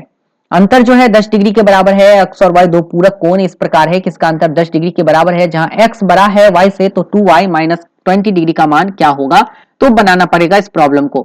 देखिए यहाँ क्या करना है कि दो पूरक कोण का अंतर है, एक्स बड़ा है वाई से, तो एक तो हो गया एक्स माइनस वाई कितना, एक तो हो गया 10 डिग्री, और दो पूरक कोण है तो दो पूरक कोण का योग कितना होता है, वो होता है पता है बेटा आपको 90 डिग्री। यहाँ पर प्रॉब्लम को सॉल्व करेंगे तो हमारे पास 2x बराबर कितना आ जाएगा 100, और x का मान अगर निकालना है तो x का मान हमारे पास क्या निकल के आएगा, वो निकल के आएगा 50। तो ये तो क्लियर हो गया आपको यहाँ तक, x का मान हमारे पास निकल के 50, और y का मान अगर निकालने के लिए बोला जाएगा बेटा यहाँ पर, तो y का मान निकल के क्या आ जाएगा, वो निकल के आ जाएगा आपको 60। अब y की जगह 60 रख देंगे तो कितना हो जाएगा यहाँ पर 120, क्योंकि 60 गुना 120, माइनस का 20 करेंगे तो हमारे पास क्या निकल के आएगा, वो निकल के आएगा 100 डिग्री, और 100 डिग्री तो किसी ऑप्शन में नहीं है। तो फिर कैसे बनाएंगे इस प्रॉब्लम को, एक बार हम पुनः रीचेक करते हैं। यहाँ पर गलत हो गया, हम रीचेक कर रहे हैं, तो यहाँ पता चला गलत है, ये हमारे पास निकल के आएगा 40 डिग्री। अब y का मान 40 हो गया, ये बात खत्म कहानी, क्योंकि आप y निकालेंगे 40 आएगा, तो 40 दूना 80 में से 20 चले गया, तो हमारे पास निकल के आएगा 60 डिग्री। तो जो उत्तर निकलेगा बेटा वो निकलेगा ऑप्शन नंबर 2, जो कि ऑप्शन नंबर 2 में यहाँ पर है 60 डिग्री। सही आंसर है 54 का ऑप्शन नंबर 2। चलिए आते हैं, अब देखते हैं क्वेश्चन नंबर हम जो है 54 के बाद 55 देखते हैं। 55 क्या कह रहा है, क्वेश्चन नंबर 55 है, यहाँ पर विज्ञान एक पाठ्यक्रम ऐतिहासिक रूप से वैध है यदि वह, यहाँ पर देखिए क्या है कि शिक्षार्थियों को क्षमता प्रदान करे, वे विज्ञान की अवधारणाओं के समय के साथ विकास की सराहना करें, अभी हाल में खोजी गई बात गलत है, छत्र का लंबा अनुभव हो गलत है। सही आंसर ऑप्शन नंबर 4। शिक्षार्थियों को स्थानीय वैज्ञानिक मुद्दों और वैश्विक मुद्दों के बीच संबंध बनाने में मदद करता हो। 55 का सही उत्तर है ऑप्शन नंबर 4। आइए बढ़ते हैं, क्वेश्चन नंबर 56 देखते हैं। बनाने वाला प्रॉब्लम आया और चलिए बनाएंगे, क्या कर सकते हैं। जब ऐसे प्रॉब्लम आता है तो समय लगता है थोड़ा सा। यहां पर हम लिखते हैं 15x, चलिए लिखती है 15x, लिख दिए 15 और प्लस का फिर लिखेंगे कितना, 1 मिनट बेटा गड़बड़ हो गया प्लस का चिन्ह लगाने में, हाँ, और सातिया कितना 21, कोई दिक्कत नहीं, प्लस है तो यहां पर हम लिखेंगे फिर 4x और फिर लिखेंगे माइनस 13 और 4 को गुना करेंगे तो आएगा कितना 52। यहां पर फिर लिखेंगे माइनस का 25x, कोई दिक्कत नहीं, और प्लस का 7 लिख लेंगे और इक्वल टू दे देंगे 0। x वाले को एक तरफ कर लेते हैं, फिर से 15x ये खत्म हो चुका है, प्लस का 4x ये भी खत्म हो गया और माइनस का 25x ये भी खत्म हो गया। चलिए, और बिना x वाले को एक साइड कर लेंगे, ये है 21, चलिए 21 भी लिख लिए। लेकिन 21 बेटा यहां पर लिखेंगे तो एक बात तो ध्यान देना है आपको, ये है प्लस में, ये है माइनस में, तो माइनस वाला इधर आता है तो होता है प्लस, तो 52 हो जाएगा प्लस, ये हो जाएगा 21 का माइनस और ये हो जाएगा माइनस का 7। हो गया क्लियर। सॉल्व करेंगे यहां पर तो क्या होगा, 15 और 7 हो जाएगा 19 का x, कोई दिक्कत नहीं समझने में, और यहां पर 25 का x। हो गया क्लियर। यहां पर भी 52 और उधर हम करेंगे तो हमारे पास घटा के आएगा कितना 28। अब देखिए यहां पर जब हल करेंगे तो यहां पर हमारे पास आएगा 6x और यहां पर जब हल करेंगे तो प्लस में निकल के आएगा यहां पर, क्योंकि 52 में से 28 घटाना है तो ये होगा 4 और यहां होगा 2। ठीक है, तो हमारे पास x का मान कितना हो गया माइनस का 4, कोई दिक्कत नहीं। और यहां पर जब हम हल करेंगे माइनस का 4 लगाएंगे तो माइनस का 4 तिया 12 और प्लस का 7 और बट्टा का क्या लिखेंगे 4। प्रॉब्लम को पुनः हल करेंगे तो माइनस का 5 और नीचे में हमारे पास आएगा 4। सही उत्तर है ऑप्शन नंबर -5/4 जो कि ऑप्शन नंबर 4 में है, तो उत्तर निकल के आया 56 का ऑप्शन नंबर 4। चलिए आते हैं क्वेश्चन नंबर देखते हैं हम 57। क्वेश्चन नंबर 57 देखिए, रेसिप्रोकल पूछ रहा है, इसका ठीक उल्टा पूछ रहा है, तो पहले तो प्रॉब्लम हमें हल करना पड़ेगा। फिर से एक जटिल समस्या हमारे सामने आई, करना है, कैलकुलेशन करना है, करेंगे कैसे नहीं करेंगे, जब सवाल है तो बनाना तो पड़ेगा ना। चलिए मध्यम कोष्ठ है 2/3, प्रॉब्लम को हल करना है हमें 5/6, ब्रैकेट चलिए बंद कर दिए, फिर से हम वही काम करेंगे, माइनस का 3/4, फिर मल्टीप्लाई का चिन्ह देंगे, यहां पर हम हल करेंगे ब्रैकेट लगा के, तो यहां होगा 6, तो यहां पर हो जाएगा 4 माइनस का 5, ब्रैकेट को पुनः बंद कर देंगे तो यहां पर हमारे पास आ जाएगा माइनस का 3, नीचे में 4, फिर यहां हम लिखेंगे गुना और यहां पर लिखेंगे माइनस का 1, नीचे में कितना 6। कहानी यहीं पर खत्म नहीं होती है क्योंकि काटना तो पड़ेगा बेटा, तो 3 दूना 6, तो ऊपर में हो जाएगा हमारे पास 1/8। चलिए ऊपर का मान हमारे पास निकल के आ गया है 1/8। अब इस प्रॉब्लम को सॉल्व करेंगे यहां पर, तो पहले हम कर लेंगे गुना की क्रिया, तो यहां पर गुना करेंगे तो ये 3 से ये 3 कैंसिल हो जाएगा, तो कितना बच गया माइनस का 2/5, जगह कम है इसलिए हम डायरेक्ट बना रहे हैं, प्लस का चिन्ह है 5/2 है। अब इसके बाद यहां काटेंगे तो कितना हो जाएगा 3 दूना 6, तो माइनस तो लगेगा ही, ऊपर में 1 नीचे में कितना 10। हो गया क्लियर। ये चीज तो समझ गए यहां तक। अब इसको हम हल करेंगे तो एलसीएम कितना हो जाएगा 10 हो जाएगा, तो 5 दूना 10, तो यहां पर क्या लिखेंगे 4 और प्लस का 2 पंचे 10, यहां क्या लिखेंगे 25 और माइनस का कितना लिखेंगे 1। इस प्रॉब्लम को अगर हम हल करें तो हमारे पास कितना आ जाएगा 20/10। आप देखिए हल करके 20/10 काटेंगे कितना आया 2। मेन बट्टा तो यही है हमारा, और नीचे जो हम लिखेंगे वो कितना लिखेंगे बेटा, वो लिखेंगे 2 और बट्टा का क्या होगा 1। जब आप इस प्रॉब्लम को हल करेंगे तो हमारे पास क्या निकल के आएगा 1/16। लेकिन क्वेश्चन में बोल रहा है यहां पर कि रेसिप्रोकल, तो इसका उल्टा क्या होगा, 1/16 का उल्टा होगा विलोम होगा 16, तो सही आंसर होगा ऑप्शन नंबर कौन सा 2। हो गया क्लियर। तो 57 का ऑप्शन नंबर 2 इसका सही उत्तर है। चलिए आते हैं क्वेश्चन नंबर 58। अभी जो कर रहे हैं बेटा वो कर रहे हैं हम 24 दिसंबर 2021 के क्वेश्चन का डिस्कशन मैथ साइंस का कर रहे हैं, सीडीपी का पूर्व में करवा दिया गया है, आप वहां पर करिए। ऊपर आई बटन में भी जो है आपका सीडीपी का लिंक दे दिया गया है, वहां से आप क्वेश्चन को हल कर लीजिए, देख लीजिए, मिलान कर लीजिए। अभी हम कर रहे हैं 24 दिसंबर के मैथ साइंस को। आप वीडियो को शेयर जरूर कीजिएगा और चैनल पर नए हैं तो सब्सक्राइब जरूर कीजिएगा। देखते हैं क्वेश्चन नंबर 58। विज्ञान में आप सारी प्रश्नों के संदर्भ में कौन सा कथन सत्य है? ये शिक्षार्थियों को ये तो कथन सत्य है, ये बात तो पता है। ये विद्यार्थियों को व्यक्तिगत भिन्नताओं को ये भी सही है, और ये देखा जाए इसका स्वरूप जो है अत्यंत विषय परक है, सब्जेक्टिव है ना, विषय परक है, इसका जो नेचर है वो सब्जेक्टिव है। तो देखा जाए तो मेरे हिसाब से सही उत्तर ये तीनों है भी सही आंसर है ऑप्शन नंबर 4। आते हैं क्वेश्चन नंबर देखते हैं 59। क्वेश्चन नंबर 59 देखिए, XYZ एक जो है पंच भुजाकार आधार के पिरामिड फलकों, शीर्षों और किनारों की संख्या कितनी है? पंचभुजाकार है तो पहले हम पंचभुज एक तो बनाना पड़ेगा बेटा, किसी ना किसी तरह से एक पंचभुज हमें यहां पर तैयार करना पड़ेगा। चलिए पंचभुज बन गया, और हमें जो है इसके बाद एक पिरामिड है, तिरछा पिरामिड ही बना लेते हैं, क्या कर सकते हैं, बनाना तो है ही। चलिए बन गया तिरछा पिरामिड ही, कोई बात नहीं है। पंचभुजाकार आधार के पिरामिड, फलक, फलक का मतलब होता है फेस, शीर्ष का मतलब होता है आपका वर्टेक्स, और किनारा का मतलब होता है बेटा ये एज मतलब किनारा। तो एज अगर देखा जाए, किनारा देखा जाए जिसको जेड हमने कहा है, तो जेड देखा जाए यहां पर, तो किनारा कितना हो गया 5 ये, और नीचे में 5 कितना किनारा 10 किनारा। अगर हम शीर्ष देखें तो 5 एक और एक ये शीर्ष, तो कितना शीर्ष 6 शीर्ष। अगर हम फलक देखें, फलक का मतलब होता है हमारा पृष्ठ, तो नीचे 1 हो गया और ये 5 हो गया, तो कितना फलक 6। तो यहां पर हल करेंगे तो 6 हो जाएगा x का मान, और यहां पर y का मान भी 6, तो यहां पर कितना हो जाएगा 18, और माइनस का 2z है, तो z में यहां पर देखा जाए z का मान 10 है, तो 10 दूना कितना 20, 18 और 6 कितना 24, 24 में से 20 चले गया कितना हो जाएगा 4। तो सही उत्तर है कौन सा ऑप्शन नंबर 3। तो ऑप्शन नंबर 3 जो है यहां पर लिखा हुआ है 4, इसलिए सही उत्तर है 59 का ऑप्शन नंबर 3। आते हैं देखते हैं आज का अंतिम क्वेश्चन, संस्कृत हिंदी भी मिलेगा, इंग्लिश भी मिलेगा, थोड़ा सा धैर्य रखिए।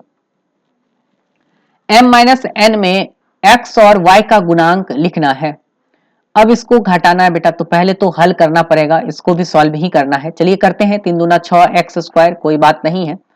चलिए यहाँ पर एक्स स्क्वायर वाला हम कर लेते हैं। चलिए एक्स स्क्वायर है, पहले लिख लेते हैं एक्स स्क्वायर, उसके बाद इसको कर लेंगे, प्लस का चिन्ह लगाएंगे, 3 तिया 9, एक्स और वाई भी लिख लेंगे। चलिए ये भी हो गया, और इसको लिखेंगे प्लस का 4 दूना 8 भी लिख लेंगे हम, एक्स और वाई, फिर प्लस लगाएंगे, कितना हो जाएगा 4 तिया 12 वाई का स्क्वायर, माइनस करना है यहां पर n, तो यहां पर गुना करेंगे तो हो जाएगा कितना 3x का स्क्वायर, फिर इसको करेंगे तो प्लस का ही चिन्ह होगा, कितना लिखेंगे 5x और y, फिर इसको करेंगे तो माइनस का चिन्ह होगा 3x और y, फिर बेटा इसको करेंगे हम हल, यहां पर इसको हल करेंगे तो माइनस का ही होगा, यहां भी यहां पर होगा मेरा 5y स्क्वायर।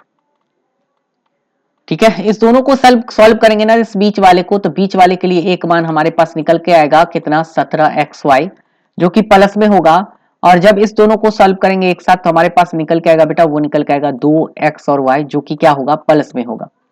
इस दोनों को घटाने की बात हो रही है ना, जब इस दोनों को घटाएंगे ना तो यहाँ पर बच जाएगा 15, तो गुणांक पूछ रहा है, उसका कोफिशिएंट पूछ रहा है, हमने ये क्लास में भी क्वेश्चन कराया था, सही आंसर है ऑप्शन नंबर 15। तो आप लोग उत्तर मिलान कर चुके हैं, अब आप लोग कमेंट करके बताइए कि गणित विज्ञान में आपको कितने अंक प्राप्त हुए हैं। जल्दी से कमेंट कीजिए, 5 सेकंड का समय है, एकदम निश्चित कमेंट करके जाइएगा, भाग मत जाइएगा। जब इतना मेहनत से हमने आपको 60 क्वेश्चन किया है, करवाया है, तो आप लोग निश्चित तौर पे कमेंट कीजिए और हमें बताइए, क्योंकि आप लोग का बहुत सारा मिल रहा था कमेंट की सर 24 वाला करवा दीजिए ना, प्लीज सर 24 वाला करवा दीजिए ना, बस वही प्लीज प्लीज कहते ना, मैंने आपकी बात को मान लिया और 24 वाला करवा दिया। तो जल्दी से कमेंट करके हमें बताइए किसके कितने अंक आए गणित विज्ञान में। कोई बात नहीं है बेटा, अगर कम नंबर आते हैं तो घबराना नहीं है, परेशान नहीं होना है, कोई बहुत बड़ी परीक्षा नहीं है ये। ठीक है, तो चलिए उम्मीद करते हैं आप लोग का कमेंट मिल चुका है हमें, मैं देख के लाइक कर दूंगा, और इस वीडियो को हम यहीं पर खत्म करते हैं। अगर आपको वीडियो पसंद आया होगा तो लाइक कर दीजिएगा, शेयर कर दीजिएगा दोस्तों के बीच, ताकि जो है सभी अभ्यर्थी अपना उत्तर कुंजी का मिलान कर सके। और अगर चैनल पर नए हैं तो चैनल को सब्सक्राइब कर दीजिएगा, बेल आइकन को प्रेस कर लीजिएगा, ताकि जो है कोई भी नोटिफिकेशन आपको सबसे पहले मिल सके। ठीक है, तो हम वीडियो को यहीं पर खत्म करते हैं। आप सभी को बहुत बहुत धन्यवाद, शुभ रात्रि, जय हिंद।